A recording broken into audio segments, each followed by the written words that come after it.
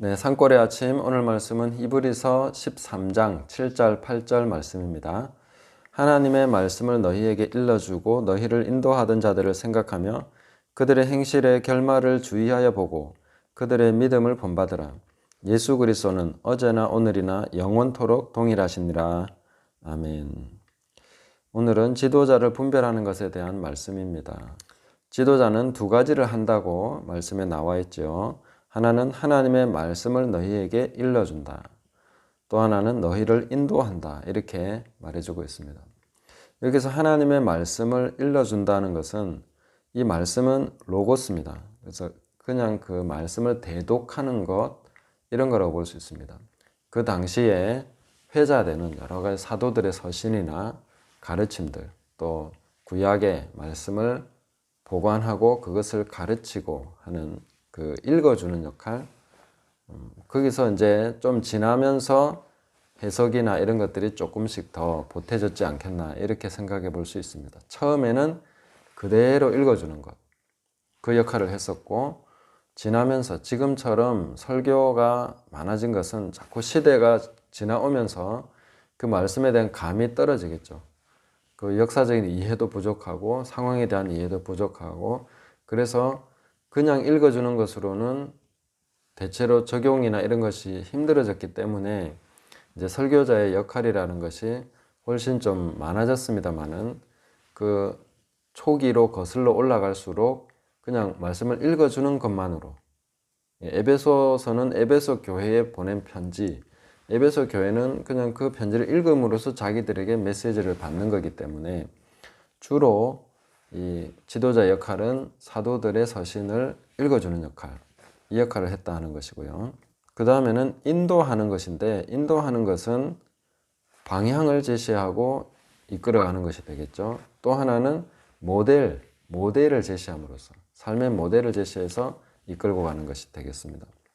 두 가지를 해야 되는데 각자의 삶이 다 다르기 때문에 모든 것의 모델이 되줄 수는 없을 것 같습니다. 그렇지만 부분적으로 혹은 그 가르침과 일치되는 삶을 살아감으로써 그 신실함의 모델이 되줘야 되는 것이죠.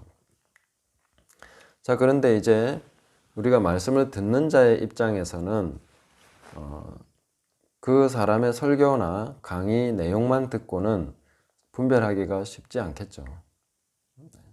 명백하게 잘못된 이단적인 가르침인 것 같은 경우는 뭐 분별할 수 있겠습니다만은 그냥 가르치기는 하는데 그리고 좋은 것 같은데 은혜로운데 뭔가 잘못된 것을 어떻게 분별할 수 있는가 하는 것이죠. 자, 그것은 간단하게 볼 수 있습니다. 그 뒤에 한번 보시면 그들의 행실의 결말을 주의하여 보고 그들의 믿음을 본받으라. 아주 간단하죠. 지도자를 분별하는 것은 간단합니다. 그들이 전한 말씀대로 사는가? 이거 보고 분별하는 것입니다. 그 말씀의 그 행실의 결말, 말씀의 어떤 틀리고 맞고 막 논리적이냐 합리적이냐 아니면 은혜로우냐 이게 뭐 굉장히 센세이션하거나 신선하거나 뭐 굉장히 충격적이거나 심오하거나 그런 거하고 상관없이 그들이 전한 말씀대로 그 사람들이 살아가는 사람인가, 그 하나님의 말씀대로 그 행실이 나오고 있는가 하는 것을 봐야 된다는 것이죠. 그 삶에 있어서의 거룩함 또 도덕성 이런 것도 우리가 다 볼 수 있어야 되겠고요. 그 다음에는 행실의 결말이라고 할 때에 영적인 부분도 역시 그 믿음의 행실의 결말이 있습니다. 그래서 포괄적으로 다 돼야 됩니다. 그 사람이 혹 질병에 걸렸거나 혹 심각한 가난에 오랫동안 묶여 있거나 아니면 자녀들이 심각한 문제를 일으키고 있거나 아니면 가정에 어떤 문제가 있거나 이런 것들은 그 행실의 결말에 속하는 부분입니다. 이런 부분들이 온전치 못하다면 그 사람의 다른 부분은 본받을지 모르지만 그 부분은 그 믿음은 본받으면 안 됩니다. 그 행실의 결말을 주의하여 보고 그들의 믿음을 본받으라. 행실을 본받으라가 아닙니다. 왜냐하면 행실이라는 것은 우리가 흉내내면서 본받는 거기 때문에 그 사람들의 행실의 결말을 보면서 그 사람의 믿음을 본받아야 된다고 하는 것입니다. 우리는 간증을 들으면은 믿음을 본받지 않고 행실을 본받으려고 합니다. 흉내 내는 것이죠. 그리고 나처럼 하십시오라고 말하면서 가르치는 사람은 옳지 않은 것입니다. 왜냐하면 하나님께서 각 사람에게 나눠주신 믿음의 분량도 다르고 그 부르심들이 다 다른데 나처럼 흉내내서 하십시오라고 가르치는 것은 매우 잘못된 가르침이 됩니다. 목사님 뭐 질병 걸리고 가난하고 이런 거는 어쩔 수 없는 거 아닌가요? 이렇게 생각할 수 있지만 아닙니다. 믿음은 질병에 걸리지 않아야 되는 것이 믿음입니다.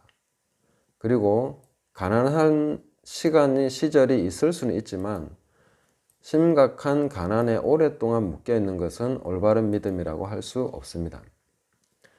자녀들은 내 마음대로 안 되는 거잖아요. 자, 그렇다면 어떻게 그 자녀를 순종하게 하는 사람이 그 교회 지도자의 요건으로서 성경에 언급이 되어 있겠습니까?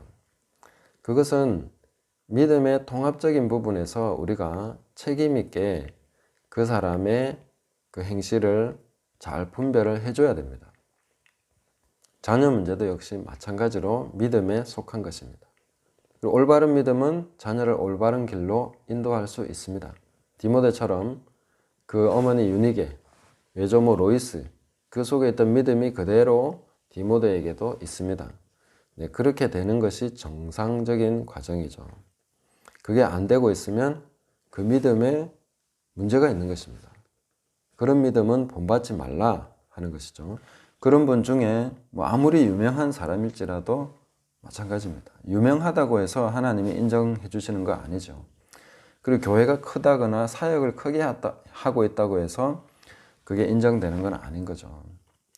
그래서 그 사람의 믿음을 본받기 위해서는 이런 부분들을 다 행실의 결말을 잘 봐야 됩니다. 그런 걸 봐야 된다는 것입니다. 그러면 그렇게 되면은 우리가 본받을 수 있는 지도자가 없지 않습니까? 아마 거의 없다고 봅니다. 그러면 이 지도자의 문제는 마치 생선을 먹는 것처럼 그렇게 봐줘야 됩니다. 우리가 생선을 구워서 통째로 먹지 않죠. 뼈는 골라내고 찌르는 거, 비늘, 먹을 수 없는 부분들은 다 빼고 내가 먹을 수 있는 걸 골라서 먹는 것이죠. 그런 지혜가 필요한 이 시대다, 이렇게 보시면 되겠습니다. 그래서 부지런해야죠. 생선뼈를 잘 못 골라 먹는 사람은 어떻습니까? 어린애들은 부모가 골라줘야죠. 살점만 떼서 줘야 됩니다. 근데 이게 어린애는 계속 살점만 떼주는 그런 습관을 들여놓으면은 자기 스스로 뼈를 골라내서 먹는 것을 못합니다. 그렇게 되면은 분별이 안 돼서 성인이 됐을 때 또 자기가 책임 있게 살아야 되는데 어떻게 살겠습니까? 또 게으른 사람도 안 되죠. 게으른 사람들 보니까 생선 먹는 걸 싫어하더라. 뼈 골라내는 게 싫어서 그냥 다 살점만 있는 거 먹으려고 하죠. 영적인 삶에서는 그렇게 하면 안 됩니다. 부지런히 골라내야죠. 먹을 수 있는 거는 먹고 못 먹는 거는 버려야 됩니다. 유튜브나 떠도는 여러 가지 설교들이 있는데 아무거나 들으면 안 되겠죠. 제 설교도 마찬가지입니다. 잘 분별하십시오. 네. 저의 행실을 잘 분별하시고 결말을 보고 본받으셔야 됩니다. 저도 배워가는 사람이고 과정 중에 있는 사람이기 때문에 제가 다 맞다고 얘기 드릴 수가 없습니다. 분별은 저의 몫이 아니고 여러분의 몫입니다. 들으시면서 분별하셔야 됩니다. 그리고 함부로 받아들이지 마시고 그 사람의 행실을 살펴보십시오. 주의 깊게 살펴라고 했습니다. 주의하여 보고. 누가 대신해 주지 못합니다. 주의 깊게 보고 본받으셔야 됩니다. 보통은 끝까지 가서 돌아가실 때까지를 지켜보고 본받는 것이 가장 안전합니다. 그럼 죽은 자만 따를 수는 없잖아요. 맞습니다. 그러니까 우리가 지혜를 구해야 되고 깨어 있어야 되고 분별 있는 삶을 살아야 되는 거죠.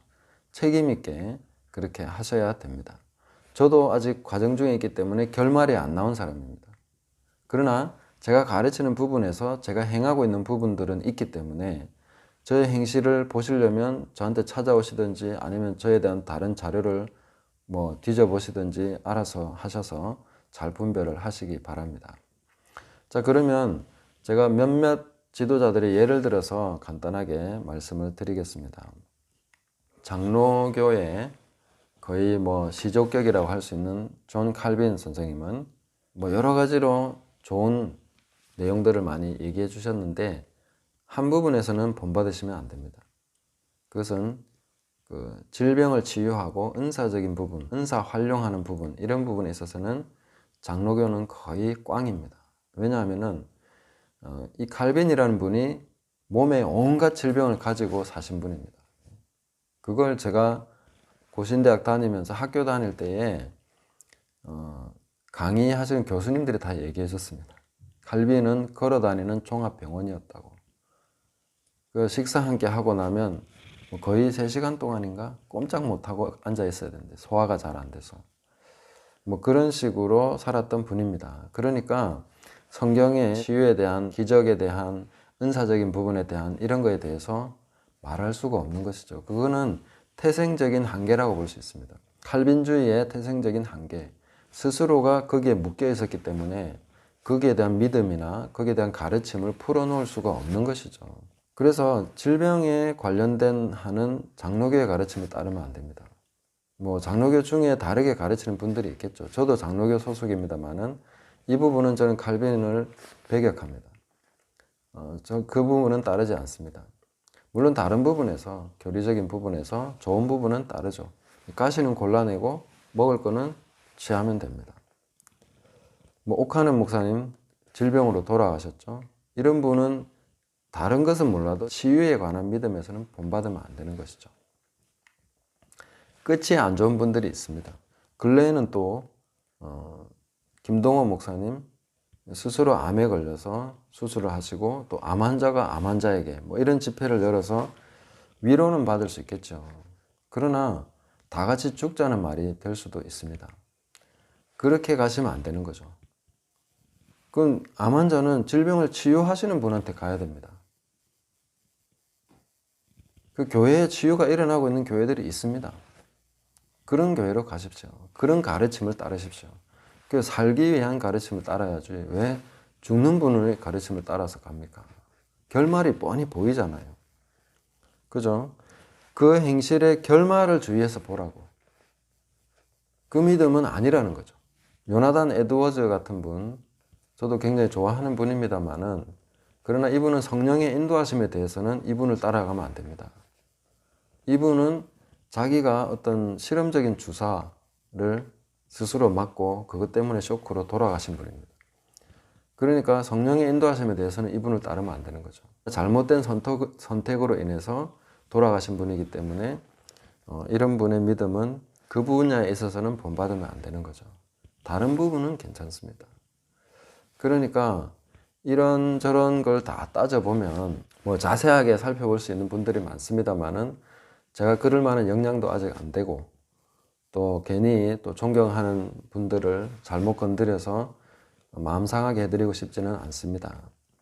그러니까 뭐 개인적으로 물어보시면 제가 장황하게 풀어서 같이 마음 상하지 않게 부드럽게 함께 얘기해 볼 수 있는 내용들입니다만은 공적인 이런 그 영상에서는 아주 뚜렷하게 나오는 이런 부분만 말씀드릴 수 있습니다. 그래서 그 믿음을 본받는 데 있어서는 항상 그 행실의 결말, 어떤 열매를 맺었느냐, 그 사람이 지금 어떻게 살아가고 있느냐, 그러면 답이 나오는 거죠. 그러나 사람은 아무도 완벽하지 않기 때문에 예수 그리스도는 어제나 오늘이나 영원토록 동일하시니라. 예수 그리스도를 본받으라. 예수님을 기준으로 그 본받고 하는, 버리고 하는 것을 잘 분별을 해야 되겠죠. 그러면 우리가 뭐 예수님만 바라보자 이러면 지도자는 뭐 하라는 거죠? 예수님, 지도자를 세운 분이 예수님이기 때문에 그 지도자에 대해서 예수님을 바라보시면서 예수님을 알아갈수록 지도자를 분별하는 것도 쉽고 지도자들을 통해서 직간접적으로 여러 가지 유익한 도움을 받으실 수가 있습니다. 예수님만이 완벽한 신학이고 예수님만이 완벽한 모델이시고 예수님만이 우리가 따를 모범이 되시는 분이십니다. 그래서 모든 범사에 예수님을 본받으면 우리는 계속해서 회개하고 거룩해질 수 있습니다. 계속해서 올바른 믿음을 가질 수가 있습니다. 자, 그래서 어떤 분들은 극단적으로 우리는 예수님만 바라보고 가면 되지 지도자는 필요 없어. 사람은 불완전하니까 그 사람들은 필요 없다라고 생각하는 분들이 있는데 그것은 또한 예수님을 무시하는 처사입니다. 왜냐하면 예수님께서 지도자를 세우시기 때문입니다. 그가 우리에게 직분을 주시고 사람을 세우셔서 교회를 목양하게 하십니다. 고린도전서 1장 12절에 보면 이렇게 말씀하시는 대목이 나오죠. 내가 이것을 너희에게 말하거니와 너희가 각각 이르되 나는 바울에게 나는 아볼로에게 나는 게바에게 나는 그리스도에게 속한 자라 한다는 것이니 자 이렇게 말하고 있는데 바울에게 속했다 나는 아볼로에게 속했다 나는 게바 베드로파다 뭐 이렇게 얘기하는 분들에게 어떤 사람이 이렇게 말하죠. 나는 그리스도에게 속했다. 자, 그리스도에게 속했다라고 말하는 것조차 하나의 분파라고 얘기하고 있습니다. 그래서 예수님께 속했습니다. 나는 예수님만 따라갑니다 라고 말한다고 해서 그게 옳은 것이 아니라는 것을 알아야 됩니다. 왜냐하면 주님께서 사람을 세우시고 교회는 그리스도의 몸이고 그 몸의 지체가 서로 상합하고 연락해서 함께 자라도록 그렇게 의도하셨기 때문에 주님의 의도는 모르고 나 주님만 보고 따라갑니다. 사람 필요 없습니다. 이렇게 말하는 것은 오판한 것입니다. 그 성경대로 믿는 것이 아니다 하는 것입니다. 그래서 예수님을 바라보고 가시되 주님이 세우신 사람들을 잘 분별하십시오. 그들의 행실의 결말을 주위에서 보고 그 믿음을 본받으라 이렇게 말씀하신 것입니다. 그리고 제가 마지막으로 한 분을 소개하려고 합니다. 저는 이분이 이 기준에 굉장히 부합하고 믿을 만한 분이다 이렇게 생각합니다. 그분은 우리나라 분은 아닌데 케네스 해긴 목사님. 다른 분들은 이분을 아마 신사도 운동하는 분이다 뭐 이런 식으로 생각하는 분이 있는데 신사도 운동과 아무 상관이 없습니다. 근데 이분은 자녀 문제에 있어서나 건강의 문제에 있어서나 사역에 있어서나 모든 부분에서 탁월하게 자신의 가르침과 믿음을 입증하면서 사셨고 마지막까지 하나님께 쓰임 받으시면서 건강하게 확고하게 서서 살아가시다가 하나님의 부르심을 받았습니다. 이런 분의 믿음을 본받으라 하는 것입니다. 그들의 행실을 주위에서 보고 그와 똑같이 살라는 것은 아닙니다. 그러나 주위에서 보고 그 사람 믿음은 내가 본받을 수 있다 하는 것입니다. 오늘 혼탁한 시대를 살아가고 있는 우리들이 이 지도자에 관한 교훈을 잘 새겨 들으시고 분별하셔서 바른 믿음으로 사셔서 그 믿음의 행실의 결말, 이 말씀을 듣는 분들도 역시 지도자입니다. 자신이 지도자라는 것을 잊지 마십시오. 그리고 자신 역시 행실의 결말에 의해서 분별이 될 것이다. 판단을 받게 될 것이다 하는 것을 기억하셔야 되겠습니다.